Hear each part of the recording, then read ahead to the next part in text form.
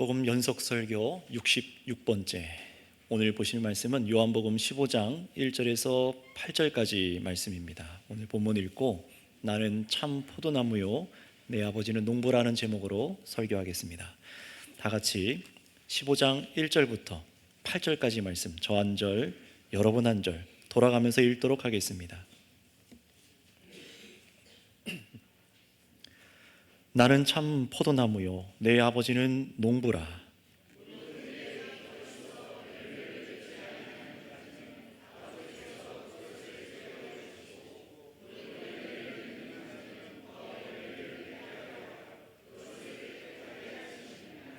너희는 내가 일러준 말로 이미 깨끗하여졌으니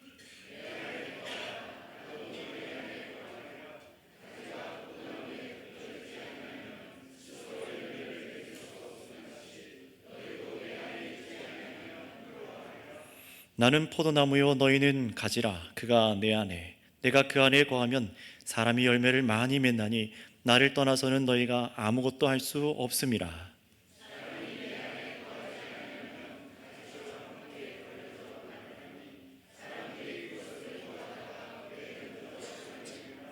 너희가 내 안에 거하고 내 말이 너희 안에 거하면 무엇이든지 원하는 대로 구하라.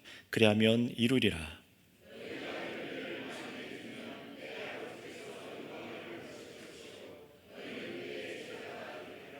아멘. 여러분, 예수님께서는요 자신이 이 땅에서 이제 곧 떠나가셔서 눈에 보이지 않게 될 것인데, 그럼에도 두려워하지 말아라 라고 제자들에게 14장을 통해서 계속해서 말씀하여 주신 것을 우리는 기억하고 있습니다. 자신 눈에 보이지 않을 때 얼마나 두렵겠어요. 그럼에도 불구하고 내가 떠나가지만 두려워하지 마라 라고 여러 가지 말씀들로 주께서 권면하여 주셨어요. 그런데 그 중심에는, 위로의 중심에는 바로 성령의 하나님을 이제 예수님께서 가시고 나면 모든 믿는 사람들 한 사람 한 사람에게, 바로 제자들에게 함께 하여 주시기 위해서 성령을 보내시기 때문에 두려워하지 말라는 것이었습니다.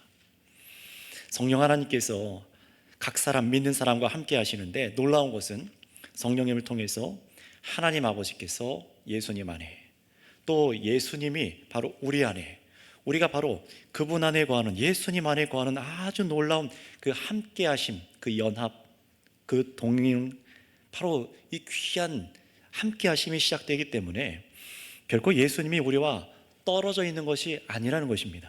그러니 너희들은 두려워하지 말라. 내가 눈에 보이지 않게 돼도 성령으로 내가 너희와 함께 있는다. 이 놀랍고 신비한 이 연합을 예수님께서, 주께서 떠나시기 전까지 제자들에게 가르쳐 주셨어요. 자, 그런데 한번 한 달 반 정도 돼서 잘 기억이 가물가물하시겠지만, 예수님께서 14장 31절 마지막에 제자들에게 뭐라고 말씀하셨습니까? 일어나라 여기를 떠나자 라고 말씀하세요. 일어나라 여기를 떠나자. 예수님께서요 발을 씻겨주시고 함께 음식을 먹었던 안락한 그 따뜻한 자리에 머무는 것이 아니라 뭐라고 말씀하십니까? 저 어둡고 예수님을 대적하는 저 세상으로 함께 나아가자라고 제자들에게 분명히 이렇게 말씀하셨습니다. 그런데 그 목적이 무엇이었습니까? 왜 세상으로, 그렇게 어두운 세상으로 나아가자라고 말씀하셨습니까? 14장 31절에 14장 31절에 내가 아버지를 사랑하는 것과 아버지께서 명하신 대로 행하는 것을 세상에 알게 하기 위해서다라고 말씀하시는 거예요. 예수님께서 하나님 아버지께 순종하셔서 하나님의 사랑을 세상 모든 사람들이 알게 하시겠다라는 겁니다. 그래서 여러분, 주께서 얼마나 하나님 아버지를 사랑하셔서 순종하셨는지 우리가 지난 한 달 동안 이제 주제 설교로 자세하게 이사야 53장 말씀으로 확인하지 않았습니까? 예수님께서 세상에 나가셔서 사람들에게 매맞고 찔리시고 상하시면서도 불구하고 입을 열지 않으셨잖아요. 폭력과 거짓에 똑같이 폭력과 거짓으로 맞대항하지 않으시고, 도리어 범죄한 저와 여러분들을 양떼를 구원하기 위해서 하나님 아버지의 사랑의 계명을 몸소 순종으로 이 세상에 보여주셨습니다. 그런데 예수님께서 그렇게 하나님을 사랑하고 순종하는 모습을 세상에 보이신 이유가 무엇입니까? 단지 아들이 이렇게 아버지를 사랑한다, 순종한다만 보여주신 것입니까? 그게 아닙니다. 그 이유는 바로 우리가 이 세상에서 지난주 오후 말씀을 들으신 것처럼 예수님의 본을 따라 걸어가도록 하나님 아버지께 나아올 수 있도록 예수님께서 길을 그려 놓으신 거예요. 그렇게 따라오라는 겁니다. 예수님과 같이 따라오라는 거예요. 예수님께서 우리를 사랑하신 것과 같이 우리도 서로 사랑하라 라는 계명을 지키며 세상에 보이며 따라오도록 하신 것입니다. 그래서 우리가 요한복음 13장에서도 예수님께서 이 땅에 남겨진 제자들, 저와 여러분들 교회에게 맡겨주신 최고의 사명이 무엇이었습니까? 무엇을 우리의 교회의 사명으로 던져주시고 따라오라고 하셨습니까? 내가 너희를 사랑한 것 같이 너희도 서로 사랑하라 라는 새 계명을 그래서 주신 것입니다. 그런데 바로 이것이 오늘 읽은 말씀에 말하는 우리가 맺어야 될 열매라는 거예요. 사랑의 열매죠. 그런데 이 열매가 무엇인지 우리 예수님께서 자세하게 더 말씀하시기 전에 제자가 되는 모든 우리 신앙인들에게 아주 중요한 가르침을 예수님께서 주셨습니다. 그 가르침이 무엇인지 알기 전에 여러분 한번 생각해 보세요. 예수님께서 여러분에게 사랑의 열매를 맺어야 된다라고 말씀하여 주시는데 무슨 생각이 가장 먼저 떠오르십니까? 교회에서 가장 많이 듣는 얘기잖아요. 사랑하라, 사랑하라, 사랑의 열매를 맺으세요 라고 이렇게 들을 때 어떤 생각이 가장 먼저 떠오르십니까? 아마 서로 사랑하라 라는 새 계명을 들으신 대부분의 많은 사람들은요 굉장히 이 계명을 지키는 게 어렵게 느껴지셨을 겁니다. 마치 해내기 어려운 숙제를 받은 느낌이고, 나는 예수님이 아닌데 어떻게 예수님처럼 사랑하라는 건가, 아마 불가능한 임무를 부여받은 것 같이 느껴져서 심지어 거부감이 들고, 그렇게 이 말씀은 어렵다라고 생각하신 분들도 계실 수도 있어요. 또는 반대로 그래도 예수님이 우리를 사랑하신 그 사랑의 순종, 그 모습들을 지난 한 달간 쭉 들으셨던 분들은 그래도 한번 어려워도 서로 사랑해보자, 서로 도우라는 가르침을 받고 실천해보자 라는 그렇게 식으로 더 크고 위대하신 예수님이 말씀하시니까 그래 이번 주는 열심히 실천해 볼게요 라고 말하며 겨우겨우 살아내거나 아니면은 마음은 다짐했으나 아주 또 잊어버리고 또 실패하며 살아간 분들도 분명히 계실 것입니다. 여러분, 그렇다면 예수님께서는요 이런 식으로 여러분에게 어려운 짐을 여러분 어깨에 메게 하시고 여러분 힘으로 사랑의 열매를 맺게 하신 것일까요? 물론 예수님의 말씀을 듣고 살아보려고 하는 사람들, 성령을 의지해서 새 계명을 이뤄봐야겠다고 의지를 드리는 것이 나쁘다고 말하는 것이 아니에요. 사실 그런 과정이 우리들에게 필요합니다. 하지만 그 과정 속에서 우리가 깨닫게 되는 것들이 있어요. 그게 뭐냐? 결코 나의 힘으로, 우리의 힘으로, 나의 의지와 결단만으로는 내가 누군가를 사랑하기가 굉장히 어렵구나 라는 것을 깨닫게 되는 거잖아요. 내가 몸이 아플 때, 경제적으로 어려울 때, 사랑과의 관계에서 스트레스 받을 때 사랑하기가 굉장히 어렵다는 것을 발견합니다. 내가 정말 여유가 있고 물질적으로나 아니면 환경적으로나 건강하면은 정말 사랑할 수 있을 줄 알았는데 그렇지 않은 자신을 발견하게 됩니다. 남편과 아내의 관계에서, 부모와 자녀의 관계에서, 형제 자매와 이웃과의 관계에서, 교회의 공동체 안에서도 그런 자신을 발견하게 돼요. 나의 힘으로 이 계명을 지키는 것이 얼마나 어려운지를 알게 될 뿐입니다. 그렇다면 우리가 사랑의 열매를 맺는 것은 이렇게 어렵고 불가능하고 어쩌다가 조금 맛볼 수 있는 일이니까 우리가 크게 신경 쓰지 않고 살아가야만 하는 것일까요? 물론 그렇지 않기 때문에 지금 이 말씀을 드리는 겁니다. 사실 열매 맺는 것은 너무너무나 중요한 거예요. 정말로 그런지 우리 본문 8절 말씀을 다 같이 한번 읽어보도록 하겠습니다. 8절입니다. 시작. 너희가 열매를 많이 맺으면 내 아버지께서 영광을 받으실 것이요 너희는 내 제자가 되리라. 아멘. 이 말씀을 보세요. 하나님 아버지께서 받으시는 영광이 다른 것이 아니라 우리가 많은 열매를 맺는 거래요. 조금도 아니래요. 많은 열매를 맺는 것이에요. 게다가 열매를 맺어야만 제자다라고 말씀하시니까 저와 여러분이 열매를 맺어야 되는 것은요 해도 되고 말아도 되는 그런 문제가 아니라는 겁니다. 내가 정말로 구원받은 영생의 생명이 있는가, 그렇지 않은가가 결정되는 아주 중요한 문제예요. 열매가 있는가 없는가가요. 선택사항이 아니라 반드시 여러분 열매를 맺으셔야 된다는 거예요. 여기 계신 모두가요. 따라서 우리는 이 열매 맺는 일에 대해서 아주 중요한 답이 필요합니다. 예수님의 본을 따라 우리가 살아가지만 이 서로 사랑하라라는 열매를 맺는 것이 얼마나 중요한 일인지를 더 알아야 되고, 또 어떻게 해야 많은 열매를 맺을 수 있는지를 오늘 말씀을 통해서 그 원리를 발견해야 됩니다. 그렇다면 여러분, 예수님께서 뭐라고 가르치셨는지 우리 1절 말씀부터 한번 주목해 볼게요. 예수님께서 이렇게 말씀하십니다. 나는 참 포도나무요. 우리는 가지인데 그 중간에 뭐가 껴있죠. 내 아버지는 뭐라고요? 농부라 라고 하십니다. 나는 참 포도나무요, 내 아버지는 농부라. 우리가 가지인 것을 뒤에 말씀하시기 전에 예수님 자신을 참 포도나무이고 하나님 아버지를 농부라고 말씀하십니다. 그렇다면 먼저 왜 예수님께서는 자신을 참 포도나무라고 비유하셨는지를 한번 설명드릴 테니까 잘 들어보세요. 예수님께서 이 땅 가운데 오시기 전부터 유대인들은요, 하나님께서 자신들 이스라엘 백성들을 포도나무에 빗대어서 말씀하신 것을 그들이 알고 있습니다. 하나님께서 이스라엘 백성들을 이집트에서 구출해내시잖아요. 그리고 어디에 정착해서 살게 하시죠? 네, 가나안 땅에 들어가 살게 하시잖아요. 이것을 시편 말씀에 보면 하나님께서 한 포도나무를 이집트에서부터 가져다가 가나안 땅에 심으셨다, 그래서 포도 농장을 만드셨다라고 그렇게 빗대어서 표현을 하십니다. 그런데 문제는 이 포도나무인 하나님의 백성들, 구원받은 이 하나님의 백성들이 어떻게 됐느냐?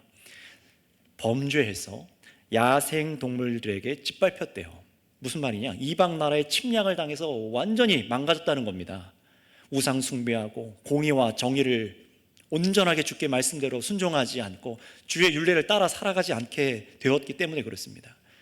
그래서 결국은 하나님 표현대로, 말씀대로 좋은 포도 열매를 주렁주렁 맺어서 하나님의 영광을 나타내야 되는데 무슨 열매를 맺었다고 말하냐면은 나쁜 들포도 열매를 맺었다. 쓸모없고 볼품도 없고 먹을 수도 없는 들포도를 맺었다라고 이사야 5장 말씀에서 그렇게 이스라엘 백성들을 평가하십니다. 그러니 예수님께서 지금 오늘 이 땅에 오셔서 자신을 그냥 포도나무가 아니라 참 포도나무라고 표현하시는 것은요, 아주 분명한 의미가 있는 거예요. 무엇입니까? 예수님 자신이 바로 하나님 아버지께서 원하시던 좋은 열매를 맺는 진짜 포도나무로 세상에 오셨다는 겁니다. 왜냐하면 우리가 아는 것처럼 예수님만이 하나님께 순종한 아들이실 뿐만 아니라 사람들을, 저와 여러분들을 죄에서 건지셔서 정말로 하나님께서 원하시는 백성으로, 주렁주렁 열매 맺게 할 수 있는 백성으로 세우실 수 있는 주인이시기 때문에 그렇습니다. 그런데 하나님 아버지에 대해서 예수님께서 아주 독특한 표현을 여기서 한 가지 더 하셨잖아요. 내 아버지는 뭐라고요? 농부라. 하나님 아버지를 농부라고 빗대어서 표현하시는 거예요. 마치 이스라엘 백성들, 하나님의 백성들을, 저와 여러분들을 다스리는 포도원을 가꾸시는 농부와 같다고 하시는 겁니다. 쉽게 말하면 포도나무가 열매를 잘 맺을 수 있도록 가꾸시는 분이라는 거예요. 그래서 2절에 아주 중요한 말씀이 이어져 가는데요, 우리 다시 한번 2절 말씀을 천천히 한번 주의해서 한번 읽어보도록 하겠습니다. 2절입니다. 시작. 물은 내게 붙어 있어 열매를 맺지 아니하는 가지는 아버지께서 그것을 제거해 버리시고, 무릇 열매를 맺는 가지는 더 열매를 맺게 하려 하여 그것을 깨끗하게 하시느니라. 아멘. 보세요, 아주 중요한 말씀입니다. 예수님은 포도나무이시고 사람들은 그 나무에 붙어 있는 가지들이라고 하시는 거예요. 가지는 누구를 말하냐? 예수님의 말씀을 듣고 예수님께로 나온 사람들을 말합니다. 그냥 아무나 가지를 말하는 게 아니에요. 자, 그런데 이 가지는요, 적어도 두 가지 종류의 가지가 있는 것으로 보이지 않습니까? 첫 번째 가지는, 하나는 포도나무에 붙어 있기는 붙어 있는데 열매가 맺히지 않는 가지예요. 또 한 가지는 어떤 가지냐? 이 포도나무에 붙어 있어서 건강하게 열매를 맺는 가지입니다. 자, 바로 여기서 하나님 아버지께서 농부와 같이 일을 하시는데요, 열매 맺지 않는 가지는 어떻게 하십니까? 제거해 버리십니다. 제거해 버리세요. 자, 그렇다면 여기서 열매 맺지 않는 가지는 누구일까요? 바로 가롯 유다와 같이 예수님을 배반하고 팔아넘겼던 그런 가롯 유다와 같은 사람일 수도 있습니다. 예수님께는 가까이 있어요. 봉사도 하고 직분도 받았어요. 심지어 이 12제자의 무리 속에서 가장 중요한 임무도 도맡아서 합니다. 돈도 관리해요. 그래서 이 사람이 겉으로는 정말 영생을 얻어서 예수님의 참 제자처럼 보이지 않겠습니까? 왜냐하면 다른 복음서에서 보니까 권능을 얻어서 나가서 귀신도 내쫓고 병든 사람도 낫게 합니다. 그러니 얼마나 이 사람이 뛰어난 제자처럼 보여요. 하지만 결정적으로 무엇이 없었습니까? 열매가 맺혀지지 않은 사람이었어요. 예수님을 사랑하지 않고 또 서로를 사랑하라는 열매가 맺혀지지 않은 사람으로 계속해서 드러나잖아요. 마지막에 드러나잖아요. 결정적인 순간에 끝까지 예수님과 함께 있기를 거절하는 사람입니다.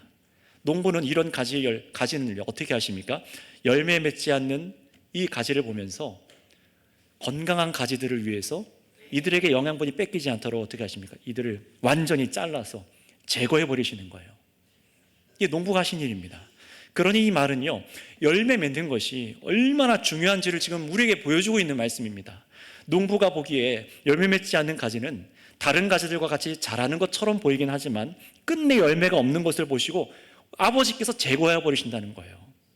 그런데 이런 사람들의 특징은 어떻냐? 놀랍게도 예수님을 믿다가 어느 순간 구원이 취소된다는 것이 아닙니다. 오해하시면 안 돼요. 잘 믿고 영생을 얻고 구원을 받았는데 구원이 취소된다는 것이 아니에요. 이들은 사실 처음부터 구원받은 적이 없는 사람들입니다. 택함 받은 적이 없는 사람들입니다. 참으로 하나님의 사랑과 예수님의 구속의 은혜를 진정으로 받아들이지 않은 사람들이에요. 그래서 마음 중심에는 뭐가 있습니까? 여전히 세상 정욕을 위한 욕망이 그를 움직이는 동력으로 예수를 따라가게 만듭니다. 교회에 나온 목적이 뭡니까? 그 사람들은요, 세상 복받는 게 목적인 거예요. 영생이 아닙니다. 예수 그리스도가 목적이 아닌 거예요. 내가 이 땅에서 잘 먹고 잘 사는 겁니다. 그래서 우리가 요한복음 앞에서 계속해서 확인하고 봐온 대로 자기의 배를 불려줄 임금으로 예수님을 막 붙잡았다가 따르려고 하잖아요. 가짜 신앙인들입니다. 정말로 예수님이 영생의 양식이 되신다는 사실은 그다지 중요한 것이 아니라고 여기는 사람들이에요. 이들은 예수님의 십자가 고난과 죽으심을 보면서도 예수님의 아름다움을 도무지 보지 못하는 사람들입니다. 그래서 내가 너희를 사랑한 것처럼 너희도 서로 사랑하라라는 새 계명을 자신의 삶의 가장 중심으로 삼지 않은 사람들이에요. 그저 기독교라는 종교에서 주장하는 아름다운 덕목일 뿐, 그 이상도 그 이하도 아닌 것으로 여기는 겁니다. 자신을 돋보이게 하는 덕목점으로 그냥 사용하는 것이죠. 내가 이렇게 뛰어나, 내가 이런 계명도 지킬 수 있는 사람이야, 외식하는 거죠. 또는 인류를 더욱 아름답게 만드는 여러 종교들 중에 가르침 중에 하나로 여기는 겁니다. 그러니 하나님께서는 이런 가지들을 분명히 제거하시는 것은 마땅한 일입니다. 하나님께서 부르시지도 않았는데 자기 욕심으로 예수님을 따르는 사람들은 우리 농부이신 아버지께서 그들을 제거해 버리시는 거예요. 그렇다면 여러분, 또 한 가지가 있죠. 이번엔 나무에 붙여진 또 다른 가지, 열매 맺는 가지는 어떨까요? 여러분 주의해서 들으세요. 이 열매 맺는 가지는 참된 성도들을 말합니다. 오해하시면 안 되는 것이 있어요. 이 말씀을 듣고 우리가 더 열심히 열매를 맺어야겠다, 맺어야 하라 라고 그렇게 명령하시는 말씀이 아니라 참된 성도는 자연스럽게 당연히 열매가 맺혀진다는 거예요. 그게 열매를 맺는 가지입니다. 반드시 참된 성도는 열매를 맺게 되어 있습니다. 그런데 농부는요, 놀랍게도 그냥 잘 믿고 있으니까 알아서 잘하겠지라고 하고 성도를 내버려 두지를 않으세요. 열매 맺는 가지는 더 풍성하게 건강한 열매를 맺게 하시려고 그것을 어떻게 하신다고 오늘 2절에 표현합니까? 그것을 깨끗하게 하신다라고 말씀하십니다. 근데 여기서 깨끗하게 하다라는 단어가 헬라어로 보면은요, 손질하다라는 단어와 굉장히 유사한 단어로 되어 있어요. 의도적으로 그렇게 쓴 겁니다. 그러니 무슨 말이냐면은 농부는 나무 가지를 잘라내는 가위를 가져와서, 그 무슨 가위라고 하죠? 예, 전지가위. 그 전지가위를 가져와서 애초에 열매를 맺지 못할 썩거나 병든 가지를 아주 제거해 버리는 일도 하시지만 농부이신 하나님 아버지께서는요, 열매를 맺는 가지에게도 잘못 자라나는 잔가지들이 있잖아요. 잘못 자라는 잔가지들을 잘라내 주시는 겁니다. 벌레가 붙으면 떼어주시기도 하고 외부로부터 병충해가 입지 않도록 깨끗하게 손질해 주시는 거예요. 바로 저와 여러분들이 가지로서 더 많은 열매를 맺게 하시기 위해서인 거예요. 그런 여러분, 여기서 한 가지 분명하게 된 것이 있습니다. 저와 여러분들이 열매를 더 많이 맺게 되는 것은 여러분의 노력, 우리의 의지, 우리가 열심히 해서 많은 열매를 맺게 되는 것이 아니라 누구의 손질 때문이라는 것입니까? 그렇습니다. 하나님 아버지께서 우리를 깨끗하게 하여 주시기 때문에, 계속해서 손질하여 주시기 때문에 우리가 더 많은 열매를 맺게 된다는 사실을 알게 해 주시는 거예요. 참, 우리 구원 얻은 성도라도 우리는 분명히 죄를 짓습니다. 잘못된 생각에 여러분 휩싸이기도 하잖아요. 유혹을 받기도 하고, 또 알면서도 범죄를 하기도 하고. 그런데 그런 모든 죄와 악한 생각과 유혹이 여러분에게 침투해 올 때 하나님 아버지께서는 가만히 계시지 않는다는 거예요. 아들 예수님을 이 땅에 보내시고 아버지 하나님은 그냥 팔짱 끼시고 누워가지고 TV 보듯이 잘하나 보자 이러고 계신 분이 아니라는 겁니다. 아들 예수님을 보내시고 그냥 멀찍이서 구경하신 분이 아니라 자기의 소유로 삼아주시고 아들에게 상급으로 주신 저와 여러분들이 더 많은 열매를 맺을 수 있도록 우리가 갖고 있는, 여러분이 갖고 있는 잘못된 생각의 잔가지들이 올라올 때마다 잘라내 주시는 거예요. 행여나 엉뚱한 것으로 자라가지 않도록, 병충해에 상하지 않도록 계속해서 유혹과 죄악의 문제에서 여러분을 건져내 주시는 분이 아버지, 바로 농부이십니다. 농부이신 아버지라는 거예요. 따라서 여러분 기억하세요. 우리 스스로 많은 열매를 맺는 게 아니라 하나님 아버지의 손길로 우리를 깨끗하게 하시고 계신 그 은혜가 열매를 더 풍성하게 하신다는 사실을 기억하시고 감사하시기 바랍니다. 그러니 여러분 자신이, 여러분 스스로를 보실 때 나는 열매 맺기에는 너무나 마른 가지 같고, 건강도 물질도 어떤 재능도 별로 없는 것 같고, 그렇게 인품도 자랑할 만한 것이 없는 것 같아서 여러분 그렇게 걱정할 필요가 없다는 거예요. 왜 그렇습니까? 열매를 더 많이 맺게 하시는 것은 농부의 돌봄 때문이지 여러분의 능력으로 되어지는 것이 아니기 때문에 그렇습니다. 따라서 여러분 스스로 여러분의 능력을 제한하지 마세요. 농부를 의심하지 마세요. 나는 못해, 나는 변하지 않을 거야, 더 이상은 무리야 라고 여기지 마세요.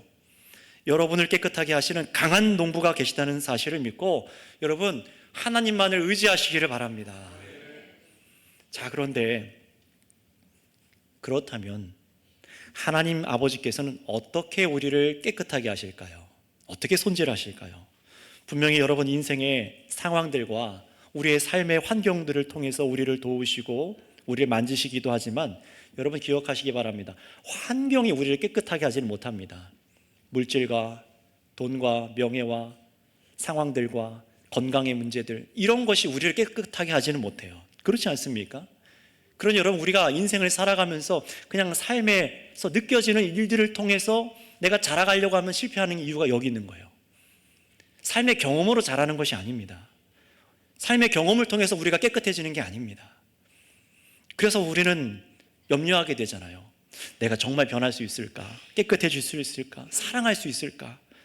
예수님께서는요, 우리가 이런 잘못된 염려에 빠지지 않도록 곧바로 주님께서는 아주 중요한 사실 하나를 우리에게 가르쳐 주십니다. 무엇인지 우리 3절 말씀을 한번 읽어보도록 하겠습니다. 3절 말씀입니다. 시작. 너희는 내가 일러준 말로 이미 깨끗해졌으니. 아멘. 너희는 내가 일러준 말로 이미 깨끗하여졌으니 라고 예수님 말씀하세요. 무슨 말입니까? 무슨 세족식을 행사로 절기로 만들어서 우리의 발을 닦아야지만 깨끗해지거나, 아니면 무슨 자기 개발서를 읽고 여러분들이 정신 수양을 통해서 그렇게 해서 할 때 하나님께서 우리를 깨끗하게 하신다라는 것이 아니죠. 예수님께서는 제자들에게 분명히 말씀하십니다. 너희는 이미 깨끗하여졌다. 왜 그렇습니까? 왜냐하면 지금껏 예수님께서 알려주신 말씀들 때문이라는 거예요. 예수님의 말씀이 사람을 깨끗하게 하는 거랍니다.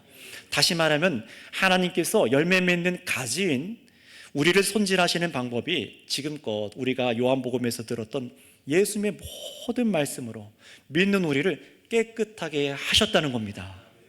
앞으로도 이 말씀으로 깨끗하게 하실 것이고요. 여러분 어떻게 이런 일이 가능할까요? 어떻게 이 일이 가능할까요? 우리 요한복음 14장 26절 말씀을 다시 한번 읽고 확인해 보겠습니다. 요한복음 14장 26절입니다. 같이 읽습니다. 시작. 보혜사 곧 아버지께서 내 이름으로 보내실 성령, 그가 너희에게 모든 것을 가르치시고 내가 너희에게 말한 모든 것을 생각나게 하리라. 아멘. 여러분, 예수님께서 제자들, 우리들 마음 가운데 심어주신 이 말씀들을 기억하게 하시는 거예요. 말씀을 사랑하게 하시는 거예요. 내 정력으로 내 마음의 저울이 막 기울어지기 시작하는 순간 우리 주님께서 우리에게 심어주신 설교를 통해서 들은 이 말씀들을 계속해서 기억하게 하셔서 우리를 막아 세워주시는 거예요. 원수를 정죄하는 게 아니라 가룟 유다의 발을 씻기신 우리 예수님처럼 불쌍히 여기는 마음, 또 교회 안에 형제자매들의 연약함을 매번 볼 때마다 예수님의 제자들의 발을 씻겨 정말 주를 위해 살지만 인생 중에 짓는 모든 죄를 용서하여 주신 것처럼 어떻게 하는 거예요? 나도 주님의 본을 따라 용납하고 용서해야지. 마음을 돌이키게 해주시는 거예요. 모든 예수님의 말씀이 우리를 죄에서 돌이키도록, 우리의 마음을 지키도록 여러분의 행실을 바르게 이끌어 주시는 것입니다. 우리는 그렇게 아버지로부터 항상 이 말씀으로 깨끗함을 입는다는 사실, 이 원리를 신앙 가운데 잊어버리지 마시기 바랍니다. 다른 것으로는 안 된다는 거예요. 그래서 예수님께서는요, 이 믿음을 더욱 제자들에게 분명히 갖게 하기 위해서 4절에 이렇게 말씀해 주세요. 내 안에 거하라. 나도 그러면 너희 안에 거하리라. 근데 이건 조건절이 아니라 같이 연합해서 함께 있음을 더욱 힘쓰라는 겁니다. 갑자기 다른 말씀을 꺼내시는 것이 아닙니다. 14장에서 계속해서 반복해서 우리가 봤던 대로, 여러분, 우리가 어떻게 예수님께 거할 수 있습니까? 어떻게 우리가 예수님 안에 거하죠? 예수님께서 정말 아버지께로부터 와서 모든 것을 이 땅에서 이루시고 다시 아버지께로 가신 것을 분명히 믿는 믿음으로 예수님과 우리가 하나가 될 수 있다고 말씀하셨고, 그것만이 아니죠.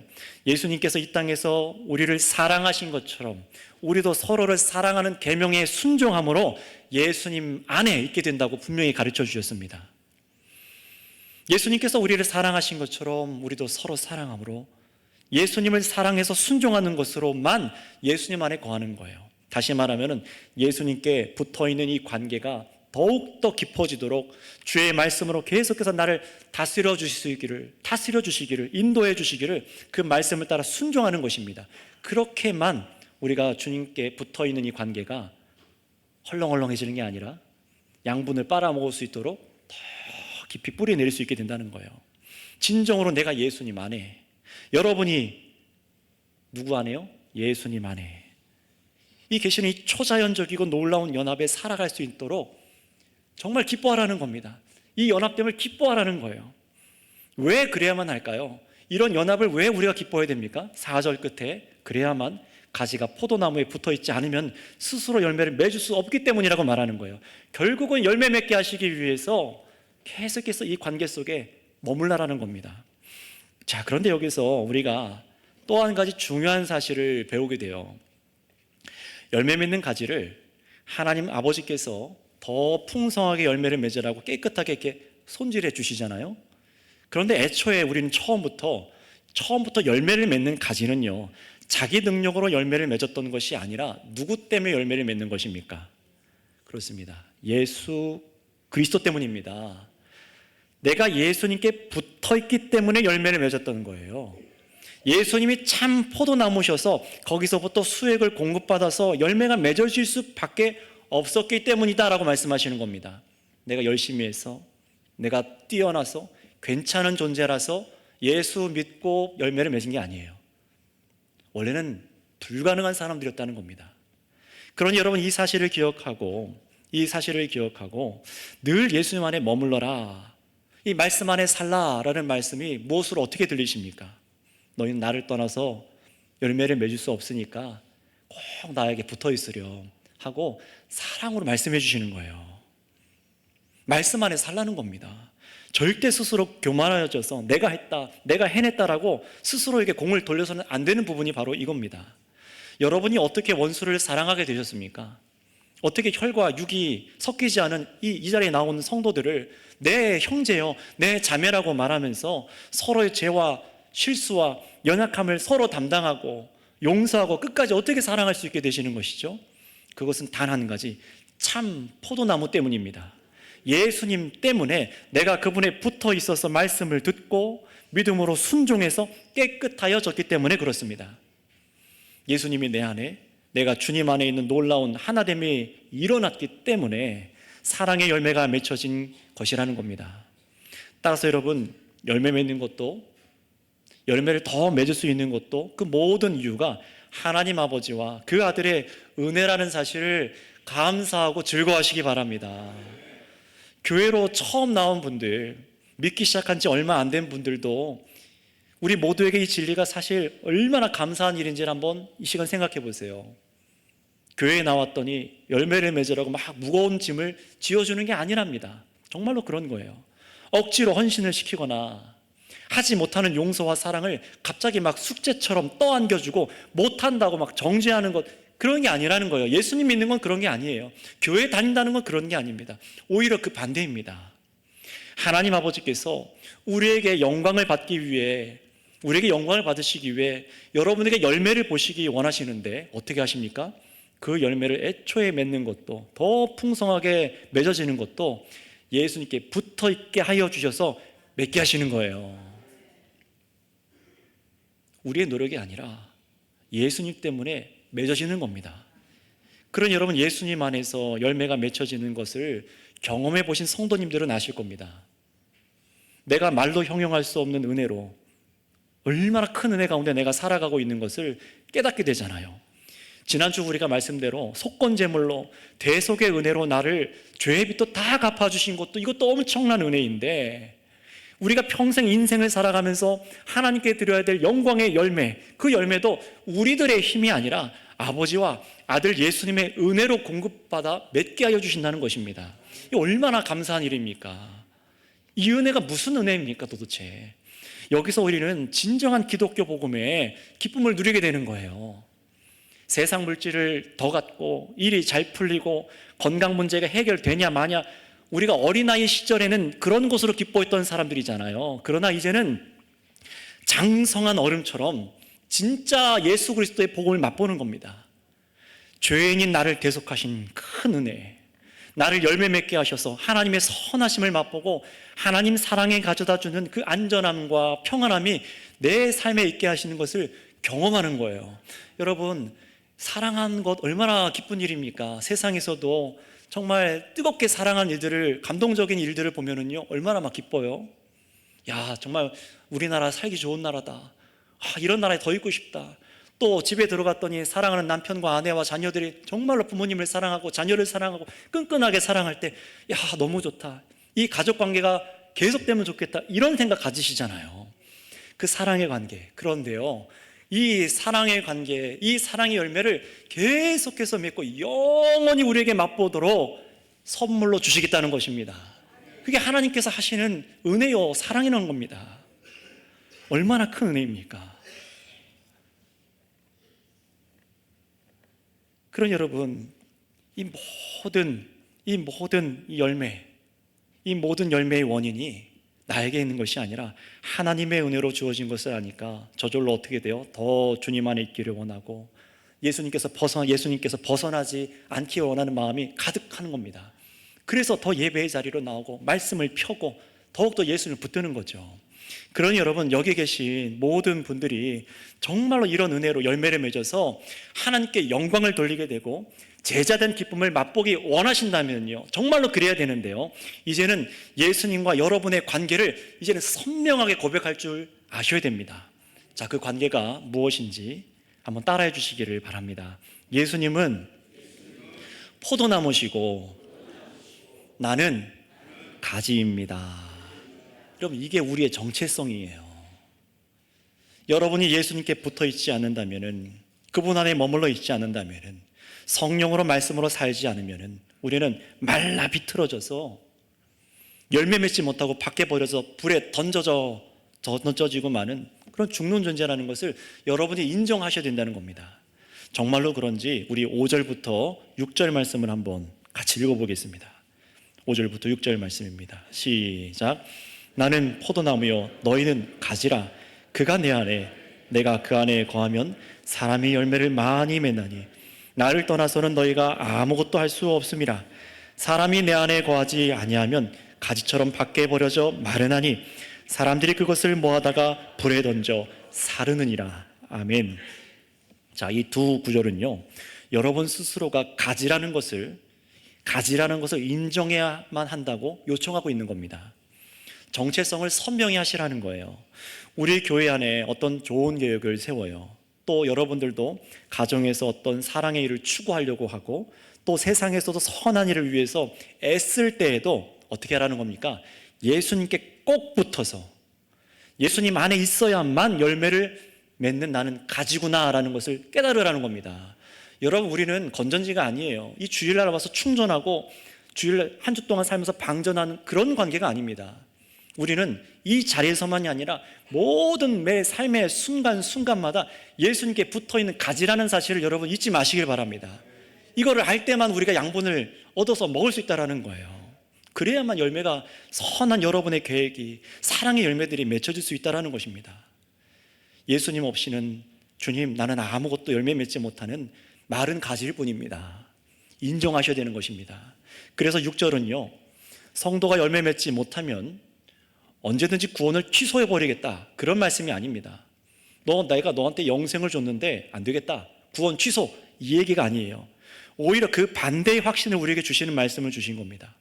우리가 사실 다 홀로는 열매 맺지 못하는 불에 던져질 마른 가지들이지만 예수님 안에 있게 되어서 열매 맺는 존재가 되었으니 이 놀라운 진리를 분명히 믿으라는 것입니다. 그렇다면 여러분, 당시 제자들, 또 지금 여러분들께서 이 믿음이 정말 여러분 자신에게 있다는 것을 무엇으로 증명할 수 있겠습니까? 물론 삶의 결과로 나타내야 되는 것이지만 그 전에 무엇으로 여러분이 믿음이 있는 것을 증명할 수 있겠습니까? 내가 정말 예수님께 붙어 있습니다. 내가 예수님 때문에 열매 맺고 아버지의 손길로 깨끗해진 사람입니다. 내가 주님 때문에 열매를 맺습니다라는 그 믿음이 있다는 것이 여러분에게 어떻게 증명이 되는 것이죠? 놀랍게도요, 그것이 바로 기도라는 것입니다. 기도라는 거예요. 정말로 그런지 예수님의 말씀 7절 말씀을 한번 읽고 확인해 보겠습니다. 시작. 너희가 내 안에 거하고 내 말이 너희 안에 거하면 무엇이든지 원하는 대로 구하라. 그리하면 이루리라. 아멘. 여러분, 이 말씀은요, 앞에서 14장 14절의 말씀의 원리와 동일합니다. 그냥 아무거나 구하면 다 이루어진다, 그런 도깨비 방망이 휘두르듯이 내 소원을 이루어질 것이라는 그런 약속이 아니에요. 만약에 여러분, 우리 선교교회 말고 여러분 주위에 사람들 중에 오늘 이 본문 말씀을 그렇게 왜곡되게 배우고 믿고 있는 사람이 있다면은 그런 가짜 사꾼들에게서, 그런 교회에서 도망치라고 권하세요. 절대로 그런 말씀이 아닙니다. 이 말씀을 그런 식으로 해석하고 정의하면 멸망합니다. 생각해 보세요.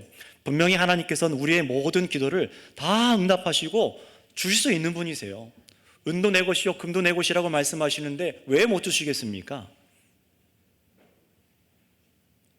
주님께서는 정말로 여러분들이 그래서 아버지 하나님께 무엇이든지 구하길 원하세요. 왜냐하면 여러분들이 부족함 속에서 정말로 채우시는 하나님의 은혜를 경험하고 열매 맺기를 원하시기 때문에 그럽니다. 그러나 중요합니다. 제멋대로 구해서는 안 된다는 거예요. 만약에 하나님께서 여러분이 아무렇게나 구하는 대로 다 들어주시는 하나님이 그런 분이라면 하나님은 여러분의 구원에 관심이 없으신 분인 거예요.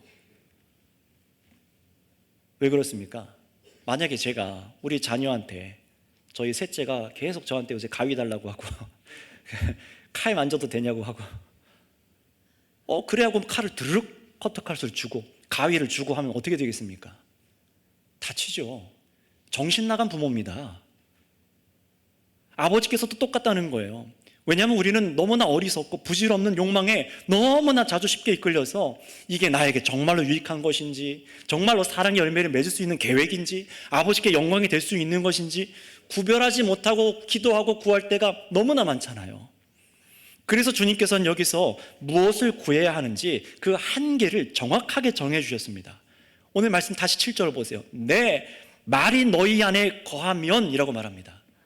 내 말이 너희 안에 거하면 이라고 말해요. 말씀을 알고 순종하기 원할 때 기도가 달라지는 거예요. 정말로 이 말씀을 사랑하고 어떻게 이 말씀이 나에게 주어졌는지를 알고 귀하게 여긴다면 어떻게 됩니까? 우리의 감정을 하나님의 뜻에 복종하기 시작하는 거예요. 세상 소욕이나 부나 명예 따위 바라지 않고 원수 같거나 분노하거나 거기로 내 마음이 빼앗기지 않고 열매를 맺게 해줄 성령의 도우심을 바라고 기도드리라는 겁니다. 그것을 위해서 무엇이든지 구하라라는 거예요. 여러분, 이 과정이 저와 여러분 평생에 꼭 필요하고 계속해서 있어야 됩니다. 잊어버리지 마세요. 여러분 삶 속에요, 예수님 말씀으로부터 건강하게 나오는 그런 감정이 아니라 여러분의 정욕을 이루기 위한 감정이 막 불쑥불쑥 올라올 때마다 기도해야 된다는 거예요. 여러분, 기도하세요. 기도하셔야 돼요. 농부이신 아버지께서 전지과일을 들고 내 안에 잘못 자라라는 그 잔가지를 잘라내어 주시기를 기도하세요. 또 세상에 살아가다가 막 들러붙은 여러 가지 습관들 있잖아요. 악한 습관들, 잘못된 말, 잘못된 시선, 선입견, 그런 병충해와 같은 것들을 제거해 주셔서 깨끗하게 하여 주시기를 원하고 기도하셔야 되는 것입니다. 그래서 정말 예수님의 말씀에 순종하는 마음을 비로소 드리고 삶의 응답을 받고 열매를 맺는 거예요.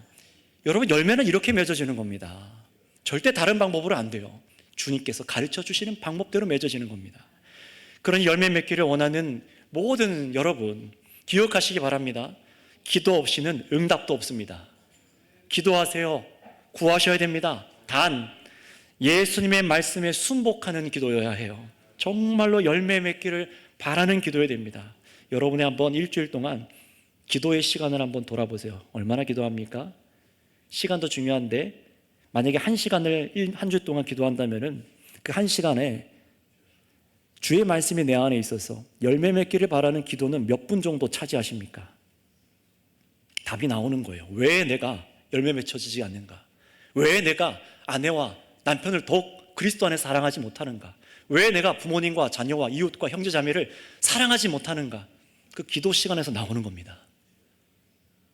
말씀이 내 안에 있는 사람은 그 말씀으로 순복하여서 열매 맺기를 기도하셔야 되는 거예요. 하나님 아버지께서 영광 받으시는 열매가 이제 내 삶에 더 많아지기를 바라며 기도하시기 바랍니다. 새벽에 나와서 기도하실 분들, 또 아니면은 아침에 일어나서 침상에 앉아서 그렇게 기도하시는 분들, 출근길에 기도하고 학교 가는 길에 기도하세요. 운전하면서, 설거지하면서 기도하세요. 세상에 나가서도 여러분 일터에서도 기도하세요. 그것이 무엇이 되었든 여러분에게 이루게 하실 분에게 기도하세요.